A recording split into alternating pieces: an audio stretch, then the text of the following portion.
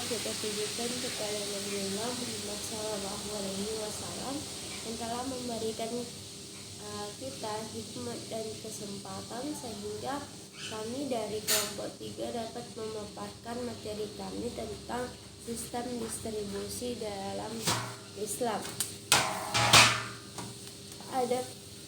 Perkenalkan, saya Anissa Khairia selaku moderator, dan adapun teman saya sebagai pemateri yang pertama yaitu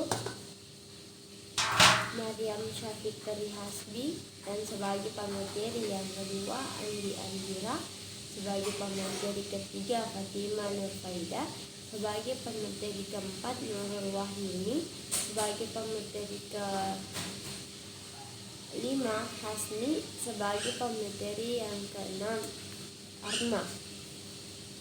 Saya persilahkan kepada saudaraku. Baiklah, saya akan membacakan materi bab 1 yaitu distribusi dalam Islam. A. Pengertian dan prinsip distribusi. Menurut ilmu ekonomi, pengertian distribusi adalah setiap kegiatan menyalurkan barang dan jasa dari produsen atau penghasil ke tangan konsumen atau pemakai atau yang membutuhkannya. Distribusi pendapatan dalam Islam merupakan penyaluran harta yang ada baik dimiliki oleh pribadi atau umum atau publik kepada pihak yang berhak menerima, yang ditujukan untuk meningkatkan kesejahteraan masyarakat sesuai dengan syariat. Titik berat dalam pemecahan permasalahan ekonomi adalah bagaimana menciptakan mekanisme distribusi ekonomi yang adil di tengah masyarakat. Distribusi dalam ekonomi Islam mempunyai makna yang lebih luas, mencangkup pengaturan kepemilikan, unsur-unsur produksi, dan sumber-sumber kekayaan. Dalam ekonomi Islam diatur kaidah distribusi pendapatan, baik antara unsur-unsur produksi maupun antara individu dan masyarakat dan anggota perserikatan, maupun distribusi dalam sistem jaminan sosial. B. Sektor-sektor distribusi pendapatan. 1. Distribusi pendapatan sektor rumah tangga. Nilai-nilai Islam merupakan faktor endogen dalam rumah tangga muslim. Seluruh proses aktivitas ekonomi di dalamnya harus dilandasi oleh nilai-nilai Islami, mulai dari proses produksi, konsumsi, transaksi, dan investasi. Aktivitas tersebut kemudian menjadi muara bagaimana seorang muslim melaksanakan proses distribusi pendapatannya. Distribusi pendapatan dalam konteks rumah tangga tidak terlepas dari sedekah. Sedekah dalam konteks terminologi Al-Quran dapat dipahami dalam dua aspek, yaitu sedekah wajibah dan sedekah nafilah. Sedekah wajibah berarti bentuk-bentuk pengeluaran rumah tangga yang berkaitan dengan instrumen distribusi pendapatan berbasis kewajiban, sedangkan sedekah nafilah atau sunnah yang berarti berbentuk-bentuk pengeluaran rumah tangga yang berkaitan dengan instrumen distribusi pendapatan berbasis amalan sunat. 2. Distribusi pendapatan sektor negara. Dalam pengelolaan sumber daya, negara harus mampu mendistribusikan sumber daya yang ada dengan baik. Artinya, kesempatan tidak hanya diberikan kepada sekelompok, tentu saja kebijakan distribusi menganut kesamaan dalam kesempatan kerja, pemerataan kesejahteraan, dan pemanfaatan lahan yang menjadi hak publik. Pembelaan kepentingan ekonomi untuk kelompok miskin, menjaga keseimbangan sosial, dan investasi yang adil dan merata. Ajaran Islam memberikan otoritas kepada pemerintah dalam mengatur pendapatan dan pengeluaran negara. 3. Distribusi pendapatan sektor industri. Distribusi pendapatan sektor industri terdiri dari mudharabah masyarakat, upah maupun sewa. Mudharabah merupakan bentuk kerjasama antara pihak pemodal sahibul mal dengan pengusaha mudharib. Dengan sistem bagi hasil, pemodal sebagai pihak yang mempunyai kelebihan harta namun tidak punya kesempatan ataupun waktu untuk mengembangkan hartanya. Ia mendistribusikan sebagian ataupun waktu untuk mengembangkan hartanya. Ia mendistribusikan sebagian kekayaan kepada pengusaha dalam bentuk investasi jangka pendek ataupun jangka panjang. Secara mudharabah atau bagi hasil, musyarakah merupakan kerjasama beberapa pemodal dalam mengelola suatu usaha. Dengan sistem bagi hasil, distribusi kekayaan seperti ini merupakan bentuk distribusi dalam bentuk investasi baik jangka pendek maupun jangka panjang. Assalamualaikum warahmatullahi wabarakatuh. Perkenalkan, saya Ayu Andira sebagai pemateri kedua. Di sini saya akan menjelaskan tujuan distribusi pendapatan dalam Islam. Terbagi menjadi 4, yaitu tujuan dakwah, tujuan pendidikan, tujuan sosial, dan tujuan ekonomi. Tujuan dakwah dalam distribusi pendapatan dapat dilihat dari penyaluran zakat. Misalnya penyaluran zakat pada para mu'allaf, ia memiliki tujuan dakwah untuk orang kafir yang diharapkan keislamannya dan mencegah keburukannya, atau orang Islam yang diharapkan bertambah kuat iman dan keislamannya. Begitu juga terhadap para musaki dengan menyerahkan sebagian hartanya karena Allah Ta'ala, berarti mereka meneguhkan jiwa mereka kepada iman dan ibadah. Tujuan pendidikan secara umum.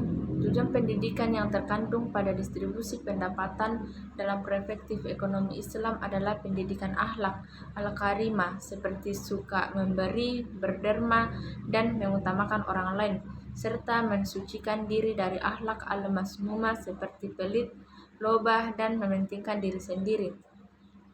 Tujuan sosial terbagi menjadi 4, yaitu memenuhi kebutuhan kelompok yang membutuhkan dan menghidupkan prinsip solidaritas di dalam masyarakat muslim. Selanjutnya, mengutamakan ikatan cinta dan kasih sayang di antara individu dan masyarakat. Mengikis sebab-sebab kebencian dalam masyarakat sehingga keamanan dan ketentraman masyarakat dapat direalisasikan, karena distribusi kekayaan yang tidak adil akan berdampak pada kemiskinan dan meningkatkan kriminalitas. Mewujudkan keadilan di tengah masyarakat. Tujuan ekonomi, mengembangkan dan membersihkan harta, baik dalam bentuk infak sunat maupun infak wajib.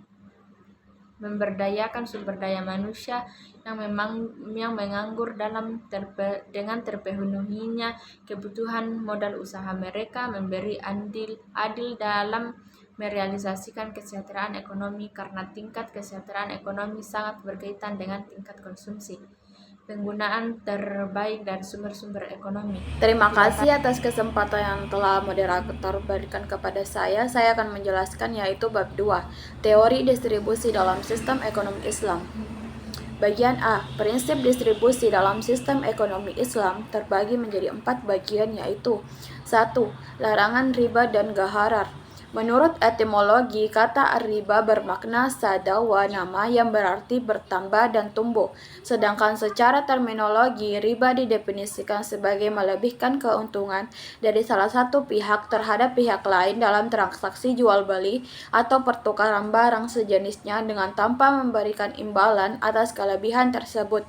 Pelarangan riba merupakan permasalahan penting dalam ekonomi Islam, terutama dikarenakan riba secara jelas dilarang dalam Al-Quran. Begitupun dengan larangan gharar dalam Islam, yang sering diartikan sebagai ketidakpastian dalam transaksi.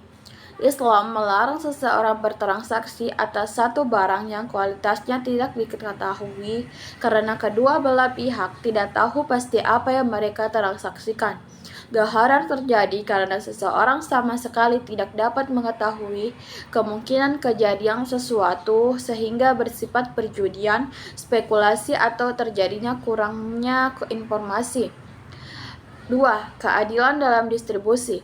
Keadilan dalam distribusi merupakan satu kondisi yang tidak memihak pada salah satu pihak atau golongan tertentu dalam ekonomi, sehingga menciptakan keadilan merupakan kewajiban yang tidak bisa dihindari dalam ekonomi Islam. Keadilan dalam distribusi diartikan sebagai suatu distribusi pendapatan dan kekayaan secara adil sesuai norma-norma fairness yang diterima secara universal. 3. Konsep kepemilikan dalam Islam. Islam mengakui hak kepemilikan pribadi terhadap harta benda dan membenarkan pemilikan harta yang dilakukan dengan cara yang halal, merupakan bagian dari motivasi manusia untuk berusaha memperjuangkan kesejahteraan dirinya dan memakmurkan bumi, sebagaimana kewajiban bagi seorang khalifah. Sebaliknya, tidak membenarkan penggunaan harta pribadinya sebebas-bebasnya tanpa batas dan kehendak hatinya. 4. Larangan menumpuk harta. Islam membenarkan hak milik pribadi, namun tidak membenarkan penumpukan harta benda pribadi sampai batas-batas yang merusak fondasi sosial Islam. Karena penumpukan harta berlebihan bertentangan dengan kepentingan umum yang berimbas pada rusaknya sistem sosial dengan munculnya kelas-kelas yang mementingkan kepentingan pribadi. Di samping itu, penumpukan harta berlebihan dapat melemahkan daya beli masyarakat dan menghambat mekanisme pasar bekerja secara adil karena harta tidak tersebar di masyarakat. Bagian B. Kebijakan distribusi dalam sistem ekonomi Islam. Sistem ekonomi Islam merupakan sistem ekonomi yang terlahir dari sistem sosial Islami yang diharapkan dapat memberikan solusi terhadap berbagai permasalahan yang ada dengan kebijakan-kebijakan yang berpihak kepada kemaslahatan dan menciptakan keadilan dalam ekonomi umat Islam. Kebijakan distribusi yang diajarkan Islam sangat berkaitan dengan harta agar tidak menumpuk pada golongan tertentu pada masyarakat, serta mendorong terciptanya keadilan distribusi sehingga pemerintah dituntut untuk tidak berpihak pada satu golongan atau kelompok tertentu agar proses distribusi dapat berjalan dengan adil. Hal ini dapat dipastikan dengan adanya kepastian sistem ekonomi, hukum, dan sosial yang menjamin agar harta dapat tersebar luas di masyarakat. C. Institusi distribusi dalam ekonomi Islam. 1. Peran pemerintah dalam proses distribusi atau kritik terhadap welfare state system. Peran pemerintah dalam distribusi diperlukan karena pasar tidak mampu menciptakan distribusi secara adil, serta adanya faktor penghambat untuk terciptanya mekanisme pasar yang efisien. Dan hanya pemerintah yang dapat menghilangkan hambatan tersebut dengan kekuasaan dan wewenang yang dimiliki karena ketidakmampuan atau kurangnya sadarnya masyarakat. Seperti halnya masalah penimbunan, monopoli dan oligami, asimetris formasi, terputusnya jalur distribusi dengan menghalangi barang yang akan masuk ke pasar, maupun cara-cara lain yang dapat menghambat mekanisme pasar. Yang kedua, peran masyarakat dalam proses distribusi. Dalam menciptakan keadilan distribusi, bukan hanya tanggung jawab pemerintah, namun juga merupakan kewajiban masyarakat mewujudkannya. Hal ini dapat dilakukan dengan menyadari bahwa individu dalam masyarakat membutuhkan individu lain, sehingga masyarakat bekerja tidak selalu untuk kepentingan dirinya semata, namun juga untuk kepentingan orang lain, baik itu keluarga, kelompok, maupun masyarakat. Bab 3. Instrumen distribusi dalam Islam. Bagian A. Instrumen distribusi dalam ekonomi Islam. Sistem ekonomi Islam mewajibkan peran pemerintah dan masyarakat sebagai institusi distribusi dalam mewujudkan keadilan dan distribusi.